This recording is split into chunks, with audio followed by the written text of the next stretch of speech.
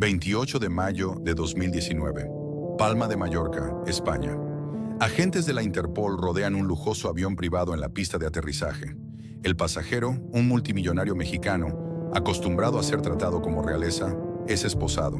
A más de 9.000 kilómetros de distancia, en el implacable desierto de Coahuila, la noticia golpea como un terremoto. El emperador del acero ha caído, y con él, el latido de toda una ciudad está a punto de detenerse. En su apogeo, Altos Hornos de México no era solo una fábrica, era el complejo siderúrgico más grande de América Latina. Con más de 17.000 trabajadores directos y decenas de miles de empleos indirectos, sus altos hornos escupían fuego día y noche, forjando el acero que construyó la infraestructura de toda una nación. Monclova era, con orgullo, la capital del acero.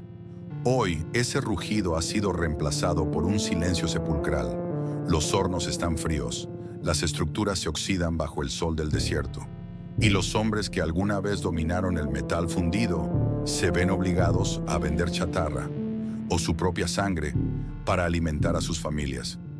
El imperio se ha derrumbado. ¿Cómo colapsa un titán de esta magnitud? No fue la competencia del acero chino, no fue la automatización, fue asfixiado desde adentro. Una sola decisión en una sala de juntas, un trato corrupto y la arrogancia de un hombre fueron suficientes para destruir el trabajo de 3 generaciones. Bienvenidos a Monclova. Esta es la tragedia de Altos Hornos de México y la prueba definitiva de lo que sucede cuando la codicia corporativa vale más que la vida de los trabajadores. Para entender la magnitud de una caída, primero debemos contemplar la inmensidad del ascenso. Antes de que el horizonte de Coahuila se tiñera con el resplandor perpetuo del metal líquido, Monclova no era más que un punto silencioso en un mapa árido. A principios de la década de 1940, era una pequeña población agrícola, un oasis en el desierto rodeado de nogales, donde el tiempo parecía transcurrir a un ritmo ancestral, ajeno a las convulsiones del mundo moderno. Pero el mundo exterior estaba en llamas. Corría el año 1942 y la Segunda Guerra Mundial desgarraba a Europa y Asia. Las cadenas de suministro globales estaban destrozadas. El acero, el músculo fundamental de cualquier nación moderna, se había convertido en el recurso más codiciado del planeta. Estados Unidos, el principal proveedor de México, canalizaba cada tonelada de su producción hacia el esfuerzo bélico. México se encontró de repente vulnerable, incapaz de importar el material necesario para construir sus propios puentes, ferrocarriles o edificios. El país comprendió una dura verdad. Una nación que no puede forjar su propio acero no es dueña de su propio destino.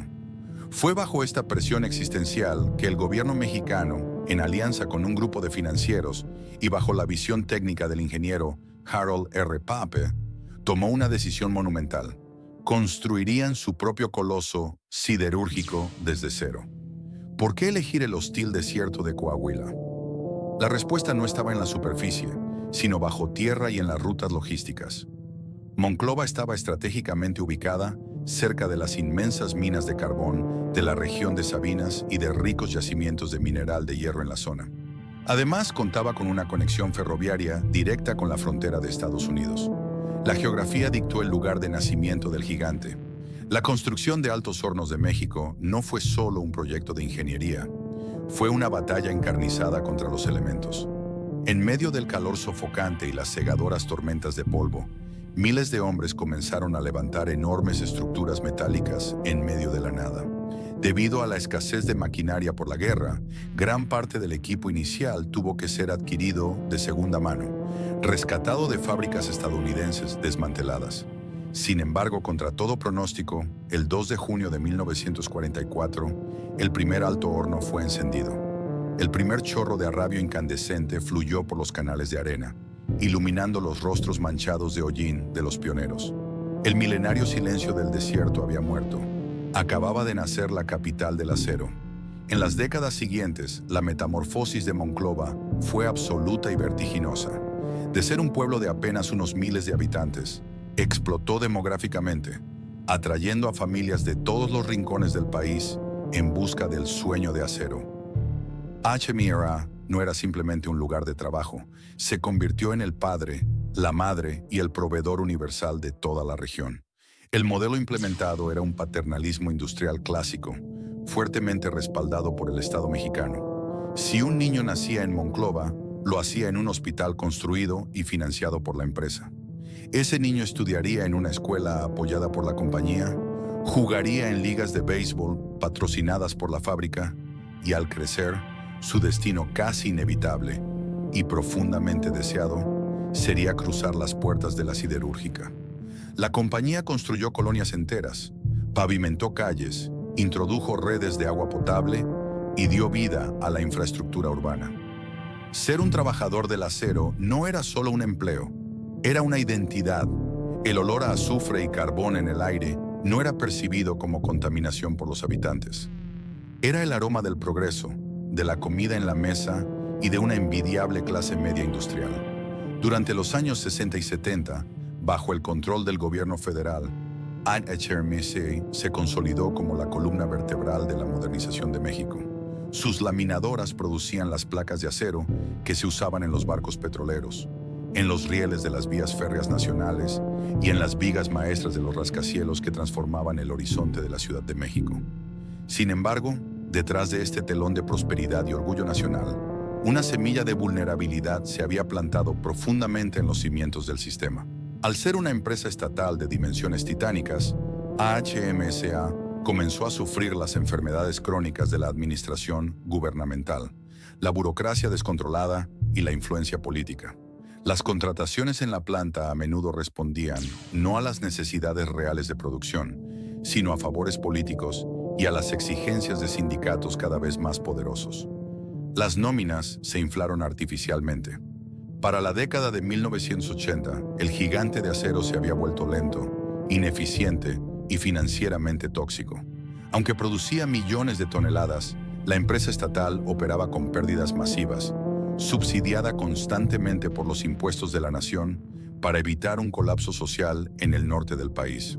AHMSA se había transformado en un leviatán demasiado grande para caer, y Monclova había desarrollado una dependencia absoluta y letal.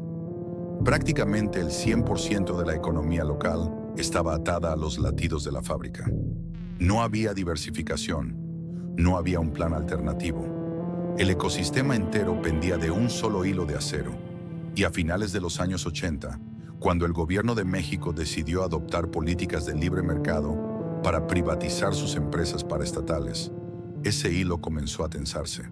El fin de la era del Estado como empresario se acercaba, y las puertas de AHMSA estaban a punto de abrirse a la inversión privada. Una transición que prometía salvar a la empresa, pero que, en secreto, le entregaría las llaves del imperio a un hombre que cambiaría las reglas del juego para siempre. A principios de la década de 1990, los vientos de un cambio radical barrían a México. El país se preparaba para ingresar a una nueva era de libre comercio global, y el gobierno federal, bajo la presidencia de Carlos Salinas de Gortari, comenzó a deshacerse sistemáticamente de las empresas estatales que durante décadas habían drenado el presupuesto nacional. El modelo del Estado paternalista estaba siendo desmantelado en favor del neoliberalismo y la eficiencia del sector privado. Altos Hornos de México fue colocado en el bloque de subastas. Para ese momento, AHMSA era un gigante enfermo. Aunque seguía siendo el motor indiscutible del norte de México, operaba con tecnología obsoleta, una burocracia paralizante y una deuda insostenible. Sus instalaciones, alguna vez símbolo de la vanguardia industrial, ahora requerían inyecciones masivas de capital simplemente para mantener las luces encendidas. El gobierno necesitaba un comprador dispuesto a asumir un riesgo monumental. No solo comprar una fábrica, sino hacerse cargo del destino de una ciudad entera.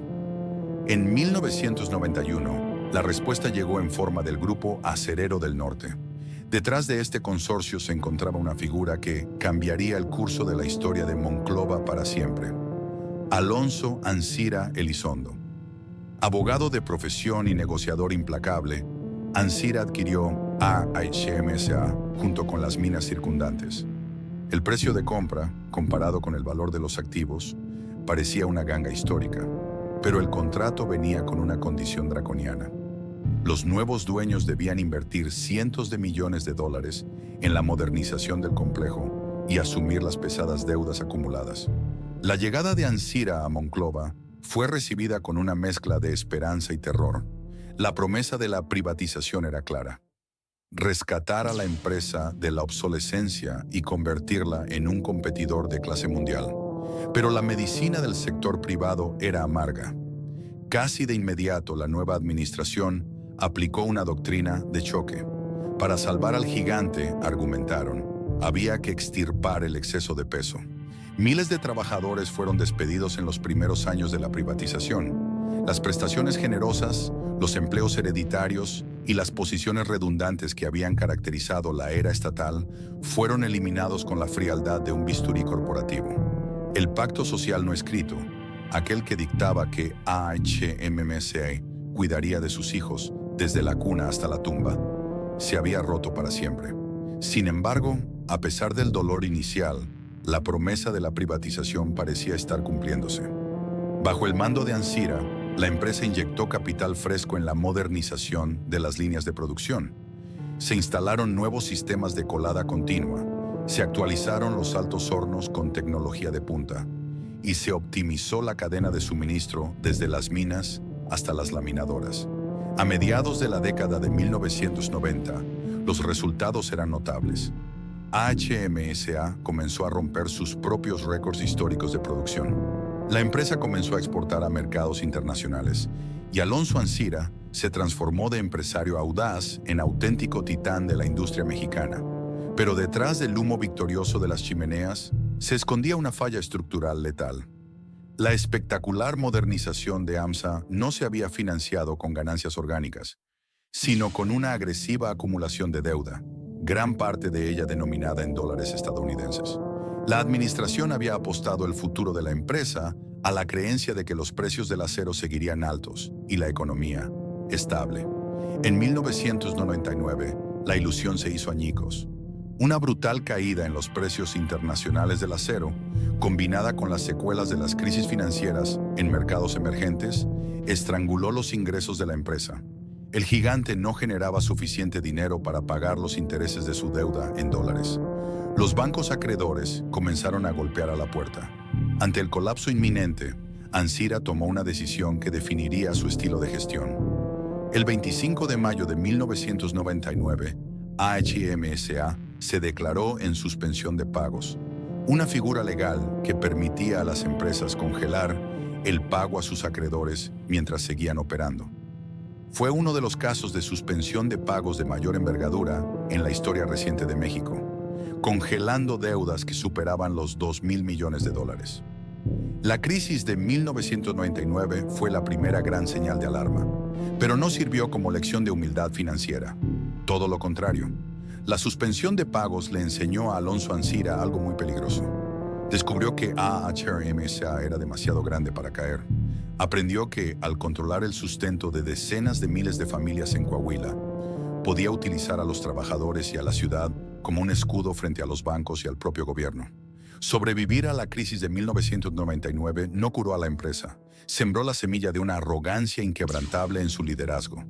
Una arrogancia que, años más tarde, terminaría por destruir todo lo que se había construido. A medida que el nuevo milenio amanecía, el polvo de la crisis de 1999 comenzó a asentarse sobre el desierto de Coahuila. HMSA había sobrevivido al abismo de la suspensión de pagos, pero no mediante una reestructuración financiera disciplinada. Sobrevivió atrincherándose detrás de sus inmensos altos hornos, utilizando a sus trabajadores y la paz social de toda una región como un escudo irrompible. Los bancos internacionales se vieron obligados a retroceder, atrapados en un laberinto legal mexicano que parecía no tener fin. Y en el epicentro de ese laberinto emergió una figura que ya no operaba simplemente como un empresario, sino como un monarca intocable: Alonso Ancira. Para la década de los años 2000, Monclova había dejado de ser una ciudad que albergaba una fábrica para convertirse, a todos los efectos prácticos, en el feudo personal del presidente del Consejo de Administración. La influencia de AMSA se filtraba en cada estrato de la sociedad coahuilense. La siderúrgica no solo dictaba el ritmo de la economía local, sino que moldeaba la política regional, financiaba campañas, controlaba indirectamente las líneas editoriales de los medios locales y decidía quién prosperaba y quién caía en el ostracismo. Esta concentración de poder transformó radicalmente la cultura corporativa de la empresa. Atrás había quedado la austeridad prometida en los primeros años de la privatización. La administración comenzó a operar con la opulencia extravagante de una corte imperial. Ancira dirigía el gigante de acero con un estilo profundamente personalista, viajando por el mundo en una flota de lujosos aviones privados y helicópteros adquiridos con fondos de la compañía. Se construyeron fastuosas oficinas y se adquirieron propiedades de descanso de ultralujo. La compañía actuaba como un estado paralelo. Patrocinaba equipos de béisbol y fútbol profesional, donaba sumas millonarias a fundaciones elegidas a dedo y mantenía una extensa nómina de cabilderos y exfuncionarios públicos que garantizaban un escudo de impunidad política. Los trabajadores de base toleraban estos excesos. Mientras el bono de producción llegara a tiempo y las utilidades anuales se pagaran, pocos cuestionaban el estilo de vida de los directivos. Se sentían seguros bajo el ala protectora del gigante. Sin embargo, esta fachada de invulnerabilidad imperial ocultaba una realidad contable que se pudría desde adentro. El modelo de negocio se había desconectado por completo de los principios básicos de la salud financiera a largo plazo. En lugar de aprovechar los ciclos de precios altos del acero para liquidar la deuda histórica de 1999, los recursos de AHM S.A. se utilizaban como una caja chica inagotable. Las advertencias de los auditores eran consistentes y cada vez más sombrías. El flujo de caja de la empresa era un castillo de naipes. La dependencia absoluta de las fluctuaciones globales del precio del acero, combinada con su gigantesca estructura de costos fijos y sus gastos suntuarios, estaba creando una bomba de tiempo. Pero en el reino del acero, nadie se atrevía a cuestionar al rey. A medida que avanzaba la primera década de los 2000, el mundo le regaló a AHMSA una oportunidad de redención que pocos gigantes industriales tienen el privilegio de recibir. El surgimiento de China como superpotencia manufacturera desató un auge sin precedentes en el mercado mundial de materias primas. Los precios del acero se dispararon a niveles históricos. Los ingresos eran colosales. Una verdadera época de vacas gordas que debió haber servido como el salvavidas definitivo para la compañía. Era el momento crítico para corregir el rumbo. La lógica financiera básica dictaba que esas ganancias extraordinarias debían utilizarse para liquidar, de una vez por todas, el agobiante rezago de la deuda, modernizar radicalmente los procesos productivos y construir un fondo de resistencia para el inevitable colapso del ciclo de precios. Pero en el Palacio de Cristal de la presidencia en Monclova, la prudencia había sido suplantada por el espejismo de la invencibilidad. En lugar de sanear el balance general, la administración duplicó su apuesta por el exceso. Los ingresos récord no se tradujeron en una empresa más ágil frente a sus rivales globales, sino que sirvieron para inflar una estructura de costos fijos monstruosa. Las minas de carbón y hierro de la compañía operaban con ineficiencias alarmantes, pero cualquier intento de reestructuración profunda era rápidamente descartado. El rey de Monclova no quería tomar decisiones impopulares que perturbaran la paz artificial de su reino. Hacia el exterior, la maquinaria de relaciones públicas funcionaba a la perfección. Los reportes corporativos destacaban incesantemente los récords de tonelaje, creando una cortina de humo estadístico que ocultaba la peligrosa fragilidad de los márgenes de ganancia. Para los habitantes de Monclova, el riesgo financiero era un concepto abstracto e invisible. Ellos solo percibían lo tangible: el resplandor de los hornos iluminando las noches del desierto, el temblor de la tierra cuando los trenes cargados salían hacia las armadoras automotrices, y los restaurantes locales abarrotados durante los días de pago de utilidades. Pero en los fríos despachos de Wall Street y de los grandes centros financieros internacionales, AHMSA era considerada un paria.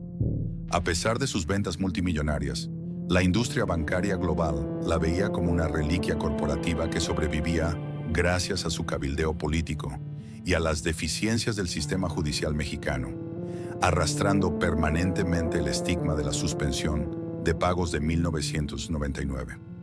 Este aislamiento significaba que no tenían acceso a líneas de crédito barato ni a asociaciones estratégicas extranjeras. Caminaban por la cuerda floja, sin red de seguridad. Alonso Ancira era demasiado astuto para no percibir este aislamiento. Sabía que el superciclo de los precios del acero comenzaba a agotarse y que la gigantesca maquinaria que había construido pronto requeriría una inyección de liquidez masiva y urgente. Ya no podía exprimir más a los bancos comerciales.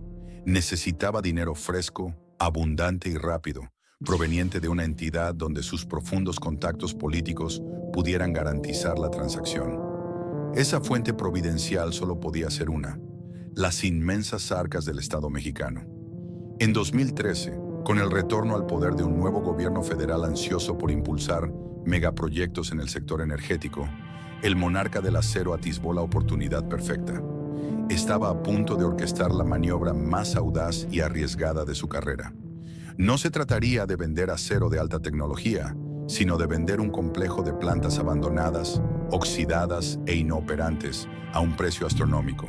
Una jugada que, disfrazada de genialidad empresarial, se convertiría en la trampa mortal que terminaría por estrangular a toda la capital del acero. El año 2013 marcó un punto de inflexión tectónico en la historia política y económica de México. Con el retorno al poder del Partido Revolucionario Institucional, el gobierno federal lanzó una ambiciosa agenda de reformas, poniendo a Petróleos Mexicanos, la gigantesca corporación petrolera estatal, conocida como Pemex, en el centro de una supuesta modernización histórica. Al frente de Pemex fue designado Emilio Lozoya Austin, un joven tecnócrata con profundos lazos en las altas esferas del poder político. Para Alonso Ancira, observando atentamente desde su fortaleza de acero en el norte, esta alineación en la capital no representaba un simple cambio de administración. Era la tabla de salvación financiera que AHMSA necesitaba desesperadamente.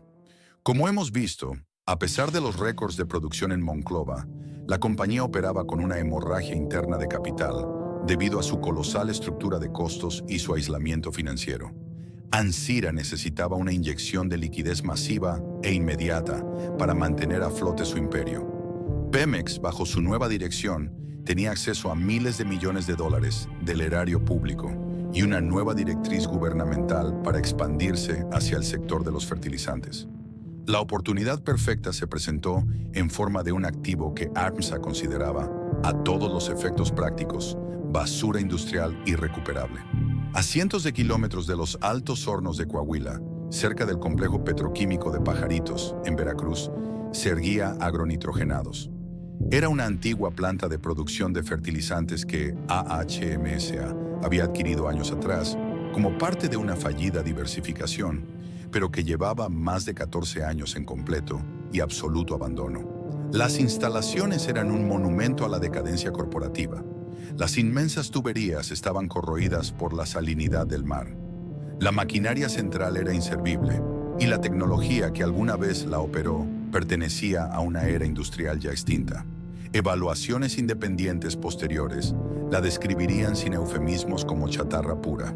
Su valor real, si se consideraba el costo necesario para desmantelarla y limpiar el terreno, era prácticamente nulo. Sin embargo, en los elegantes salones de juntas de la Ciudad de México y bajo el patriótico manto de la soberanía alimentaria nacional, se comenzó a tejer una narrativa radicalmente diferente.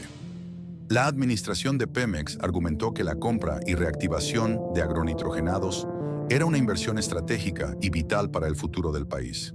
Revivir aquella planta permitiría a México dejar de importar costosos fertilizantes extranjeros y proveería de insumos baratos al sector agrícola nacional.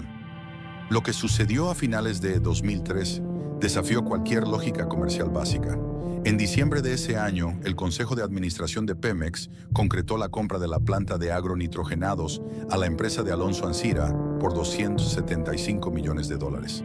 Como parte de la narrativa de reactivación, Pemex se comprometió además a invertir cientos de millones adicionales para supuestamente rehabilitar unas instalaciones que, desde el punto de vista de la ingeniería estructural, estaban mucho más allá de cualquier salvación técnica. En total, esta aventura terminaría costándole al Estado mexicano un estimado de 500 millones de dólares, por un complejo en ruinas que jamás volvería a producir un solo gramo de urea de manera comercialmente viable. Para el rey de Monclova, la inyección de 275 millones de dólares en efectivo fue celebrada como un triunfo colosal. Con un solo movimiento y amparado en sus profundas conexiones políticas, había logrado la alquimia corporativa perfecta: convertir montañas de hierro oxidado en oro puro para las arcas de su compañía. En los calurosos talleres de Monclova, la noticia fue recibida con el habitual alivio. Los trabajadores asumieron que este nuevo flujo de capital garantizaría la continuidad de los hornos. El dinero de Pemex fluyó hacia las arcas de AHMSA como un espejismo en el desierto. 275 millones de dólares de fondos públicos fueron inyectados en la asfixiada tesorería de la compañía. Para el observador casual y para los miles de trabajadores en Monclova, la operación parecía haber disipado los nubarrones financieros. Pero este rescate tenía un reverso oscuro y letal. Investigaciones posteriores, que culminaron en el juicio contra el propio Emilio Lozoya, revelarían que, casi en perfecta sincronía con la venta de la planta chatarra, millones de dólares fueron transferidos desde cuentas vinculadas a AHMSA hacia cuentas controladas por Lozoya y su círculo íntimo, a través de estructuras financieras en el extranjero. Era el engranaje clásico de la corrupción a gran escala. El Estado mexicano pagaba un sobreprecio grotesco por un activo inútil, y a cambio, los funcionarios públicos que autorizaron la operación recibían su recompensa en las sombras. El propio Lozoya, al ser extraditado años después, reconoció su participación en este esquema ante las autoridades. Cegada por la urgencia de liquidez, AHMSA se había atado voluntariamente al ancla de uno de los escándalos de corrupción más tóxicos de la historia reciente de México. Mientras estos millones cruzaban fronteras hacia bóvedas en el extranjero, en el calor del desierto de Coahuila, la vida seguía su curso brutal y rutinario. Los obreros, completamente ajenos a las conspiraciones de las altas esferas, continuaban alimentando los altos hornos con miles de toneladas de carbón y mineral de hierro. El ensordecedor estruendo de las laminadoras ahogaba cualquier rumor de irregularidades. Para Monclova, el trato de agronitrogenados se tradujo en una falsa sensación de invulnerabilidad. Sin embargo, Alonso Ancira había comprado tiempo a un costo fáustico. La inyección masiva de capital no se utilizó para reestructurar la insostenible deuda histórica de la empresa, ni para modernizar los procesos fundamentales. Se utilizó para tapar agujeros inmediatos, mantener el opulento estilo de vida de la directiva y prolongar la agonía de un modelo de negocio que estaba estructuralmente roto. Peor aún, al asociarse tan íntimamente con la corrupción de la cúpula gubernamental en turno, el rey de Monclova cometió el error estratégico más grave de su vida. Ató el destino y la supervivencia de su imperio industrial a la supervivencia política de sus protectores. Creían haber realizado el negocio del siglo, vendiendo hierro oxidado a precio de oro puro. Pero lo que la directiva de AHMSA realmente había comprado esa tarde de 2013 fue un boleto de ida hacia su propia destrucción. El reloj de arena se había invertido, y cuando el panorama político de México cambiara irrevocablemente unos años después, el pacto secreto de agronitrogenados se transformaría en una guillotina ineludible.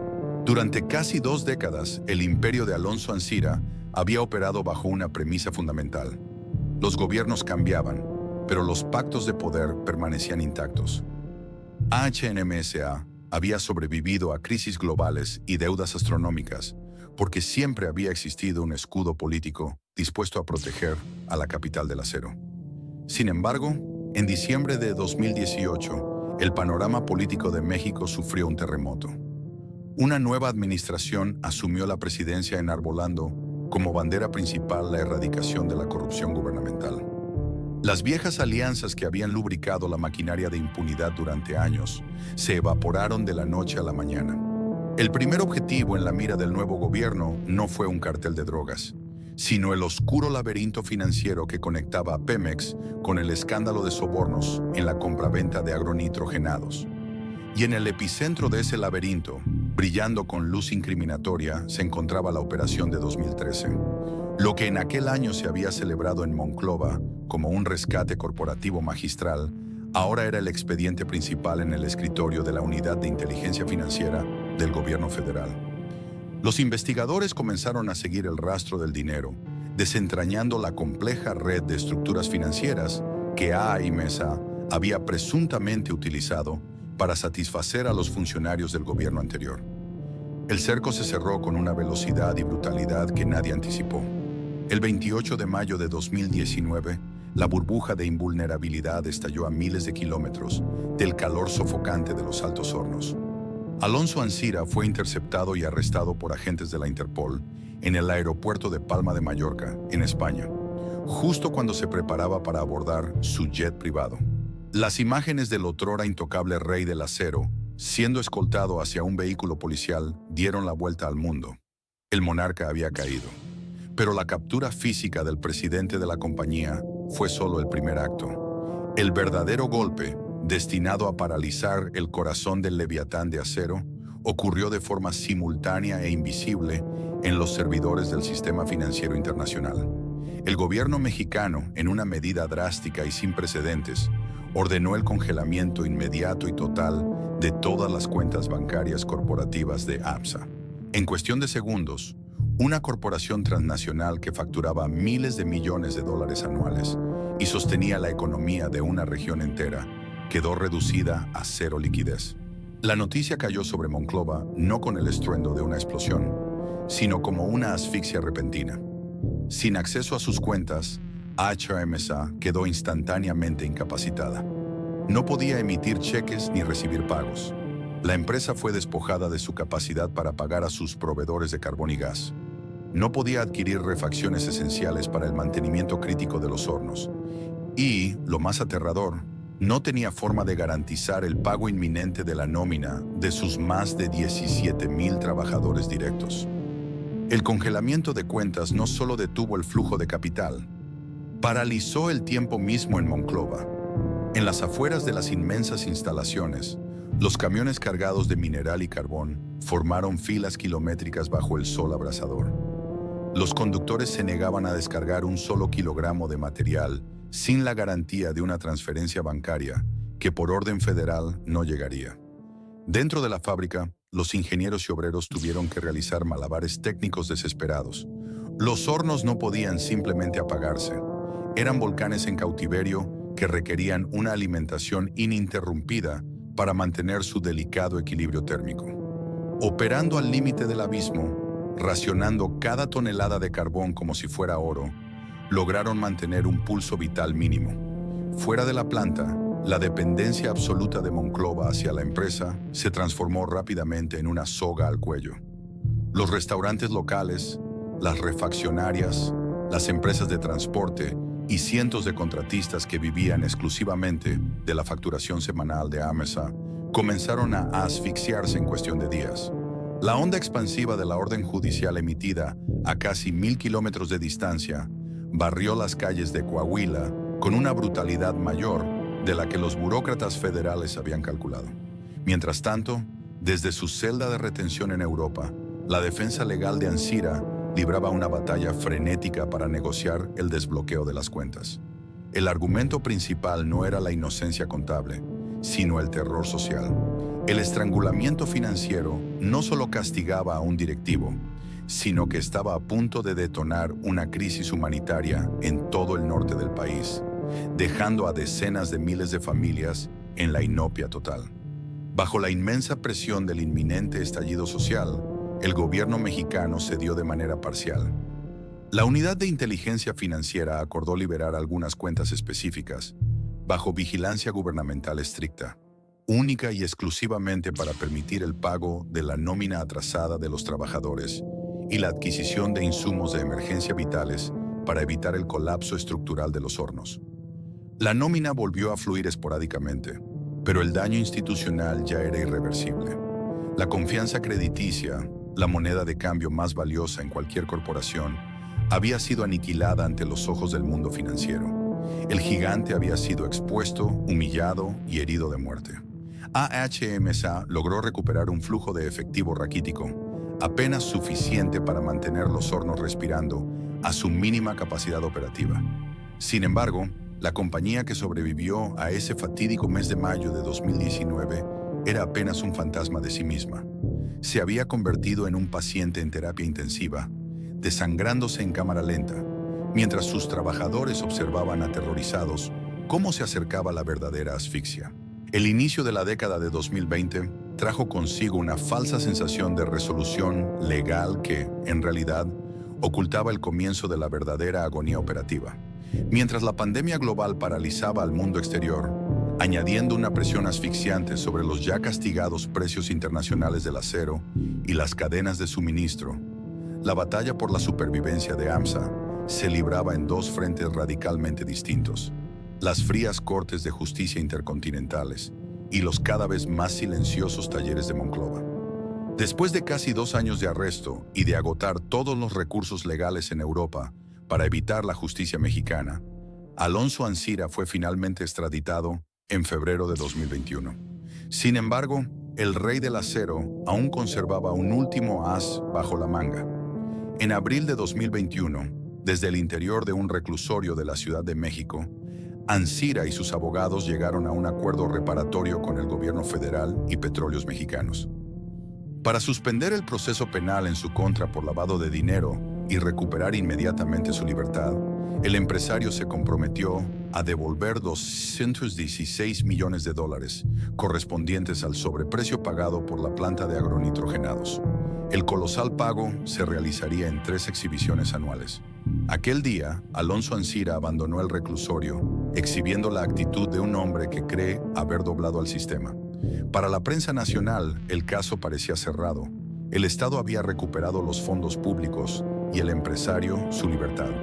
Pero a casi 1000 kilómetros al norte, en Monclova, este acuerdo no fue recibido con celebración, sino con un terror profundo, aritmético y silencioso.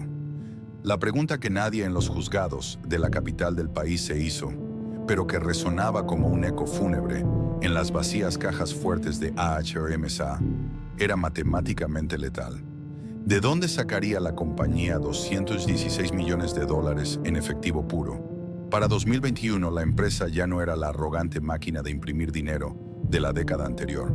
El congelamiento de cuentas de 2019 había destruido irreversiblemente sus líneas de crédito internacional. Los proveedores clave exigían pagos por adelantado, y la producción operaba a un ritmo raquítico, apenas suficiente para cubrir los costos fijos más esenciales. El acuerdo reparatorio firmado por Ancira obligaba a AHMSA a desviar cualquier dólar que lograra generar no hacia la modernización urgente de los hornos o el pago a sus proveedores, sino hacia las arcas del gobierno federal. La compañía estaba siendo obligada a desangrarse para comprar la libertad de su presidente. Fue en este preciso momento cuando la asfixia dejó de ser una metáfora financiera y comenzó a volverse literal. Al canalizar sus escasos ingresos para cumplir con la primera cuota millonaria del acuerdo, la empresa tuvo que dejar de pagar sus obligaciones operativas vitales. El gigante siderúrgico comenzó a acumular deudas impagables con la Comisión Federal de Electricidad y con Petróleos Mexicanos, sus proveedores monopólicos de electricidad y gas natural. Y por primera vez en la historia de Monclova, los pagos de la nómina y los fondos de ahorro de los trabajadores comenzaron a sufrir retrasos inexplicables. El oxígeno se estaba agotando. A medida que avanzaba el 2021 y entraba el 2022, la realidad dentro de las vastas hectáreas de AHMSA adquirió un tono surrealista y macabro. La gigantesca siderúrgica comenzó a canibalizarse a sí misma para sobrevivir. Ante la falta absoluta de crédito, el presupuesto para mantenimiento preventivo y correctivo desapareció por completo. Los ingenieros y obreros se vieron obligados a recurrir a medidas desesperadas.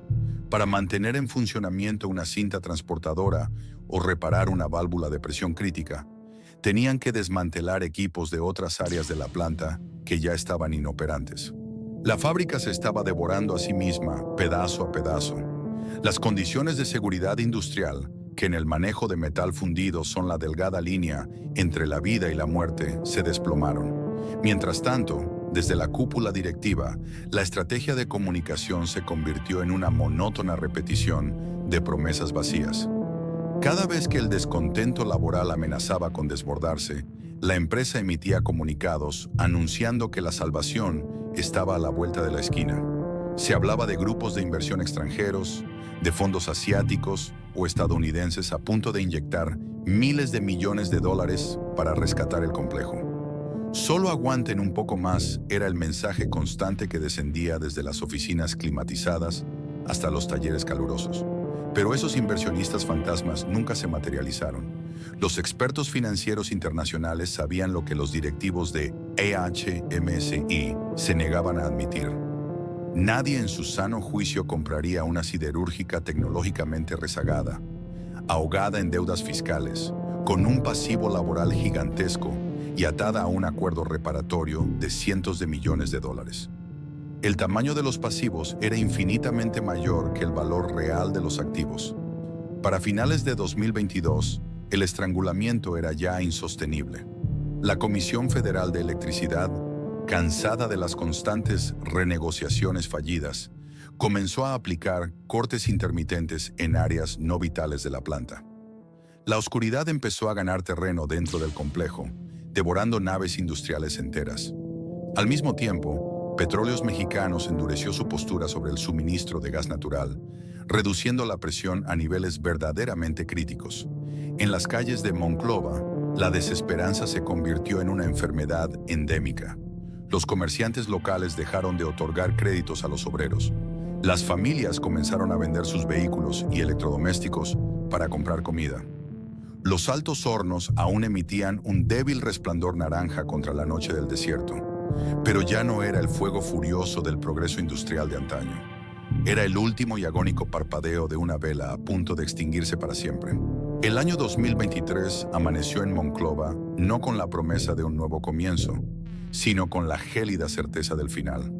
Durante meses, la Comisión Federal de Electricidad había jugado al gato y al ratón con AHMSA, aplicando cortes intermitentes que mantenían a la planta en un estado de agonía perpetua.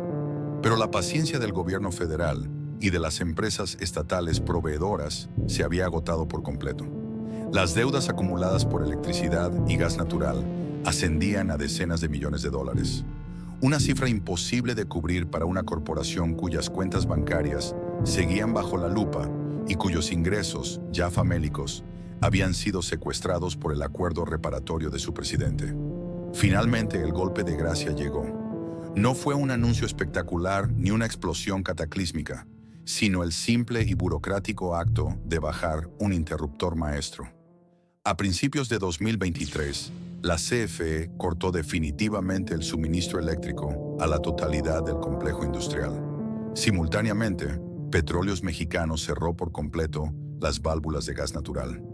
El impacto fue inmediato y aterrador. Las inmensas bandas transportadoras que durante casi 80 años habían acarreado millones de toneladas de mineral de hierro y carbón rechinaron hasta detenerse por completo. Las grúas puente colosales quedaron congeladas en el aire como esqueletos de dinosaurios de acero. Pero la verdadera tragedia estaba ocurriendo en el corazón mismo de la fábrica, los altos hornos. Para entender la gravedad de este momento, es fundamental comprender la naturaleza técnica de estos colosos. En su interior, una mezcla infernal de mineral, coque y piedra caliza arde a temperaturas que superan los 1600 grados centígrados, creando un flujo constante de arrabio líquido.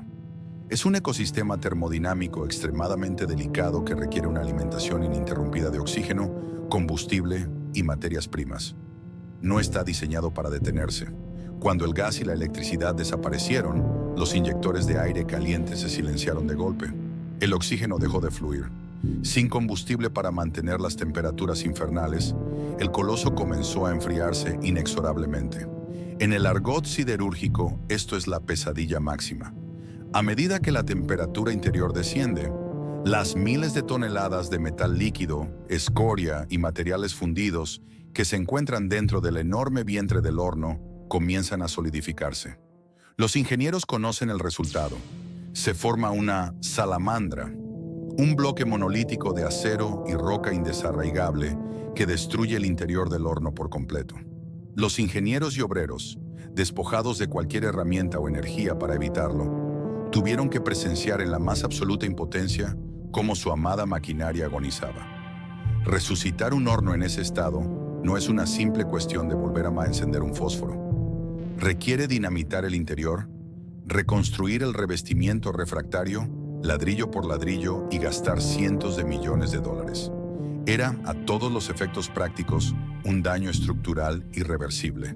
Con cada grado que bajaba la temperatura, la esperanza de Monclova se desvanecía. El resplandor anaranjado perpetuo que iluminaba el cielo nocturno del desierto, el faro que había guiado a generaciones de trabajadores, parpadeó por última vez y se extinguió. Fue reemplazado por una oscuridad total, espesa y desconocida. Y luego descendió el silencio, un silencio sepulcral y ensordecedor que cubrió las miles de hectáreas del complejo. Era el sonido literal de un imperio dejando de respirar. El impacto del apagón no se limitó a la tragedia termodinámica de los hornos. Con la planta sumida en la oscuridad, un nuevo tipo de caos descendió sobre Monclova. La parálisis operativa oficializó de manera brutal lo que los obreros temían desde hacía meses.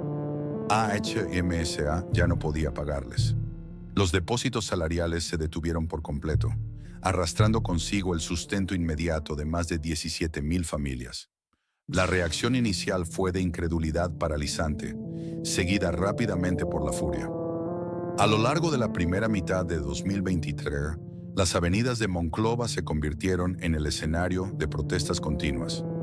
Los trabajadores bloqueaban carreteras federales y encendían fogatas frente a los portones oxidados de la siderúrgica, exigiendo algo mucho más primario que mejoras contractuales: el pago de las quincenas atrasadas para poder comprar comida.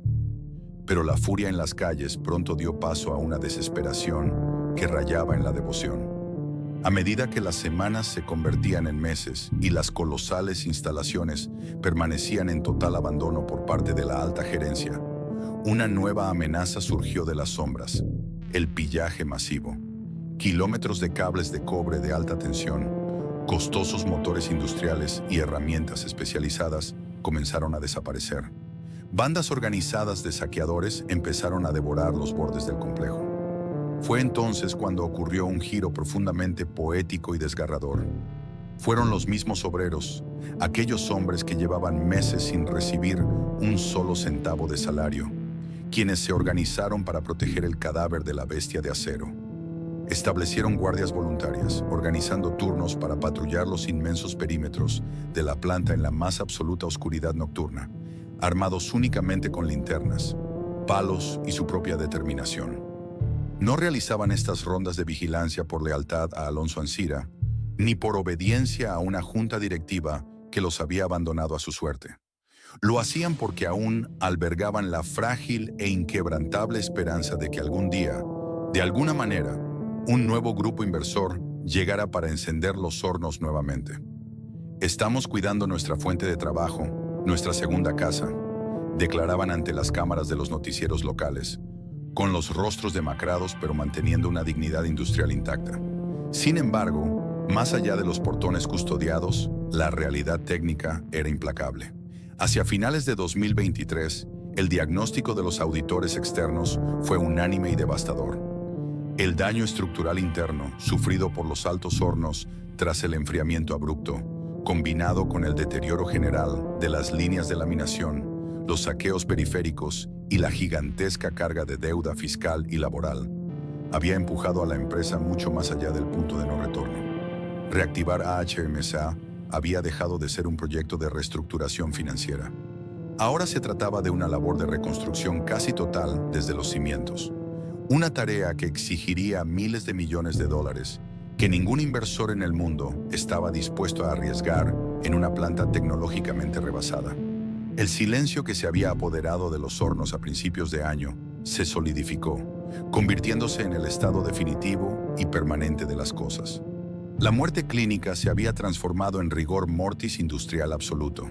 El colapso total, gestado pacientemente durante más de una década de malas decisiones corporativas y corrupción, finalmente se había consumado. La máquina, el gran corazón de Coahuila, se había detenido por completo, y la onda expansiva de su caída estaba a punto de arrasar con las vidas humanas de la ciudad que le dio el ser. El colapso de una siderúrgica de la magnitud de AHMSA no termina en los portones de acero de la fábrica. La onda expansiva de su muerte clínica se propagó por las calles de Monclova con la fuerza destructiva de un tsunami económico, arrasando con todo a su paso. Durante más de 80 años, el latido de la ciudad había estado perfectamente sincronizado con el rugido incesante de los altos hornos.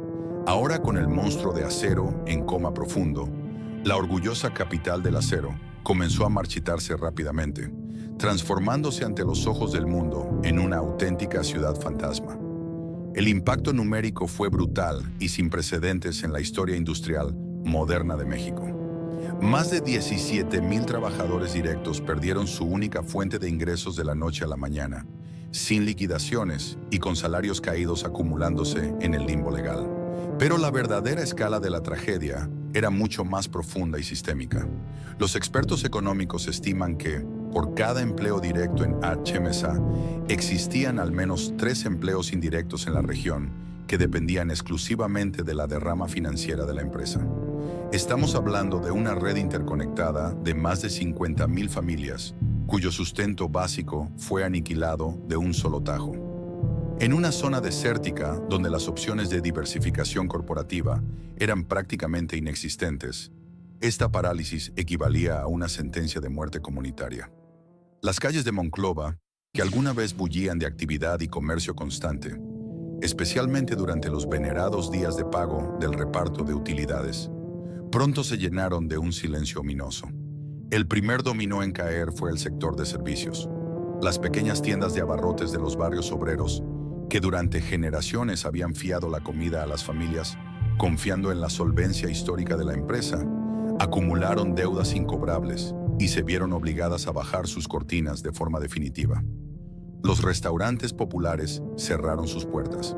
Las refaccionarias y los talleres mecánicos quebraron en cuestión de semanas. Caminar por el bulevar principal a mediados de 2023 era un ejercicio de desolación visual.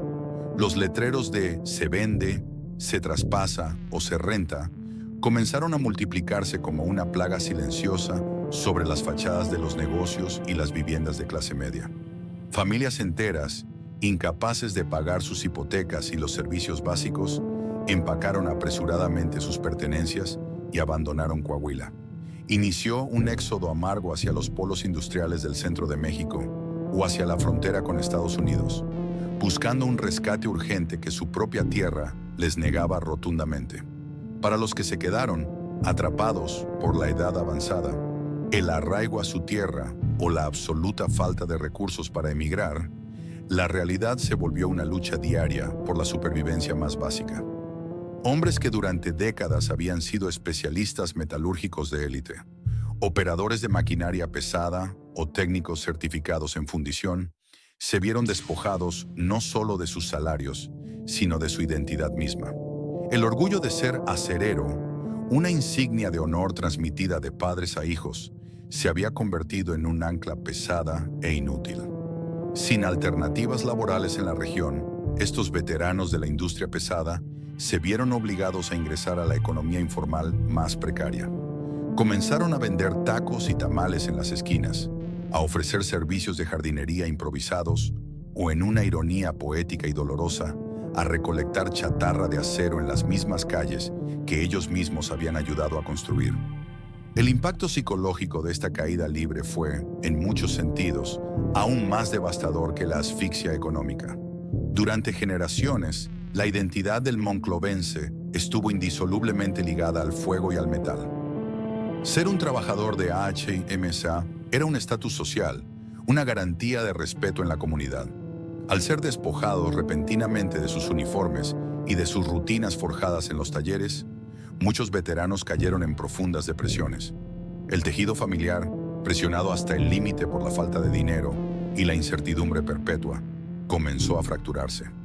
Los índices de divorcio y violencia doméstica se dispararon y los casos de ansiedad severa inundaron las pocas clínicas locales que aún operaban. Las escuelas de la región también resintieron el golpe de forma dramática. Cientos de jóvenes, hijos de la otrora orgullosa clase obrera siderúrgica, que alguna vez soñaron con estudiar ingeniería para heredar los puestos de sus padres, se vieron obligados a abandonar las aulas. Cambiaron los cuadernos por trabajos precarios, intentando desesperadamente ayudar a llevar un plato de comida a la mesa. Toda una generación vio sus futuros truncados de tajo. Mientras esta cruda tragedia humana se desenvolvía en las áridas calles del desierto, la disparidad de realidades entre la cúpula y la base se volvió un insulto insoportable. A cientos de kilómetros de distancia, en las asépticas salas de juntas de la Ciudad de México y en los tribunales especializados en quiebras, los altos ejecutivos de la compañía y los ejércitos de abogados de Alonso Ancira continuaban librando una sofisticada guerra de desgaste legal. Para ellos, el colapso de AHMSA era simplemente un complejo rompecabezas de litigios, una serie de hojas de cálculo donde se negociaban quitas de deuda, amparos y reestructuraciones abstractas. Ninguno de esos directivos tuvo que empeñar los electrodomésticos de su casa para comprar medicamentos básicos. Ninguno tuvo que hacer fila en los bancos de alimentos. Ninguno tuvo que mirar a sus hijos a los ojos para decirles que esa noche no habría cena. El contraste era moralmente indefendible. Por un lado, un imperio corporativo que utilizó cada tecnicismo de la ley mexicana para proteger los activos de sus dueños y evadir sus responsabilidades. Por el otro, más de 17,000 trabajadores abandonados a su suerte, atrapados en un limbo jurídico kafkiano. Oficialmente no estaban despedidos, por lo que no podían demandar legalmente el pago de sus millonarias liquidaciones acumuladas por décadas, pero en la práctica llevaban más de un año sin cobrar un solo centavo de salario. Para 2024, el silencio en Monclova ya no era solo la ausencia física del ruido de las laminadoras, era el sonido pesado y oscuro de la resignación absoluta. La enorme masa de chimeneas apagadas y estructuras oxidadas que alguna vez simbolizó el poderío de la industria nacional, ahora se alzaba sobre el horizonte de la ciudad como una gigantesca lápida. El titán de acero no solo había muerto asfixiado por su propia codicia, sino que, en su interminable agonía, había arrastrado al abismo a los mismos hombres y mujeres que le dieron su aliento vital. A mediados de 2024, lo que durante años fue un secreto a voces en las áridas calles de Coahuila, finalmente se formalizó en los fríos expedientes de los tribunales de la Ciudad de México. Altos Hornos de México fue declarado oficialmente en quiebra. El fallo judicial fue el último clavo en el ataúd de un lento proceso de degradación que había durado más de una década. Con esta resolución se ordenó la liquidación total de los activos de la empresa para intentar pagar una fracción minúscula de las colosales deudas acumuladas con proveedores, instituciones gubernamentales y, en última instancia, con sus propios trabajadores. Pero al realizar la autopsia de este leviatán de acero, la conclusión más aterradora no es el hecho de que haya muerto, sino cómo fue asesinado. La caída de AHMSA desafía todas las narrativas tradicionales del declive industrial moderno. A diferencia de las históricas fábricas del cinturón de óxido en Estados Unidos o los antiguos complejos metalúrgicos de Europa, la siderúrgica de Monclova no fue víctima de una inevitable obsolescencia tecnológica ni de la inundación de acero barato proveniente de Asia. Altos Hornos de México fue destruida desde adentro. Fue devorada por una enfermedad corporativa mucho más letal y silenciosa que cualquier fluctuación en las cadenas de suministro globales: la arrogancia desmedida y la corrupción sistémica. Durante casi 25 años, la cúpula directiva encabezada por Alonso Ancira operó bajo una ilusión de invulnerabilidad casi divina. Trataron a una instalación industrial de vital importancia estratégica nacional no como una empresa que debía innovar, adaptarse y competir, sino como un cajero automático inagotable y una herramienta de extorsión política. Invirtieron el capital en flotas de aviones privados y oscuras transacciones, en lugar de destinarlo a la modernización crítica de sus procesos básicos de fundición. El infame caso de la planta chatarra de agronitrogenados no fue un simple error de cálculo financiero. Fue la culminación grotesca de una cultura empresarial podrida hasta la médula.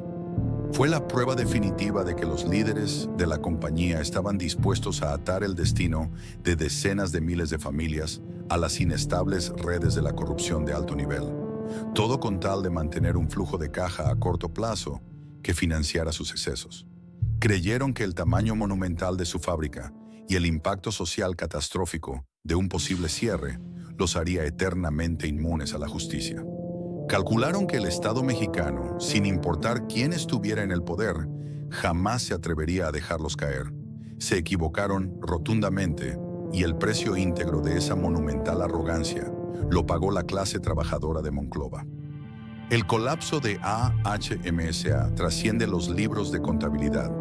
Es una de las tragedias humanas más profundas en la historia corporativa de América Latina, porque representa la destrucción deliberada y sin sentido del esfuerzo transgeneracional.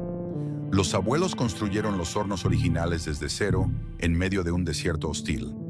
Los padres rompieron todos los récords históricos de producción, soportando calores de 1600 grados centígrados.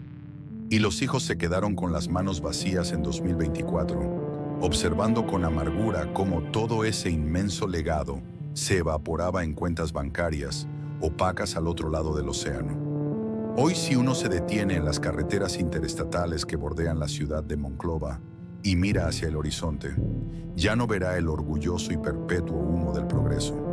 Verá un inmenso y silencioso cementerio de hierro. Las estructuras colosales que alguna vez forjaron el esqueleto de una nación en pleno desarrollo, ahora se oxidan bajo el sol abrasador del desierto de Coahuila. Se han transformado en el monumento más grande de Norteamérica, dedicado a la codicia corporativa. Un recordatorio permanente y desgarrador de lo que sucede cuando el poder absoluto de una mesa directiva se divorcia por completo de la responsabilidad, y cuando las vidas de los trabajadores que construyen un imperio son consideradas simplemente como un daño colateral prescindible. La historia de Altos Hornos de México no es simplemente una crónica de un fracaso financiero, ni un caso de estudio sobre balances contables y deudas impagables. Es una advertencia monumental y trágica sobre la fragilidad de los ecosistemas industriales construidos sobre un solo pilar.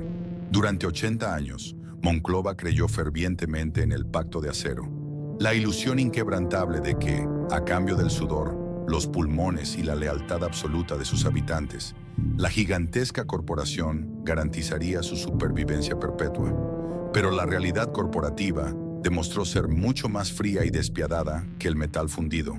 El colapso de AHMSA nos enseña una lección brutal sobre la naturaleza del poder absoluto en el mundo de los negocios modernos. Cuando una sola empresa se vuelve más grande e influyente que la ciudad que la alberga, y cuando sus líderes se sienten intocables gracias a una intrincada red de conexiones políticas, el desenlace es casi siempre catastrófico. Los errores de cálculo y las maquinaciones de corrupción en las altas esferas rara vez castigan a los hombres que firman los cheques en las oficinas climatizadas o viajan en jets privados. El verdadero costo de esa arrogancia se mide en las calles, en las despensas vacías, en los sueños familiares rotos y en el silencio ensordecedor que hoy asfixia a las decenas de miles de familias obreras de Coahuila. Los colosales altos hornos de AHMSA, aquellas catedrales de fuego que alguna vez forjaron la infraestructura de una nación entera, hoy no son más que esqueletos de óxido bajo el sol implacable del desierto mexicano. Se alzan como lápidas gigantescas, recordándonos que ningún imperio corporativo es eterno, especialmente aquellos construidos sobre cimientos de soberbia y sostenidos a costa del sacrificio de su propia gente.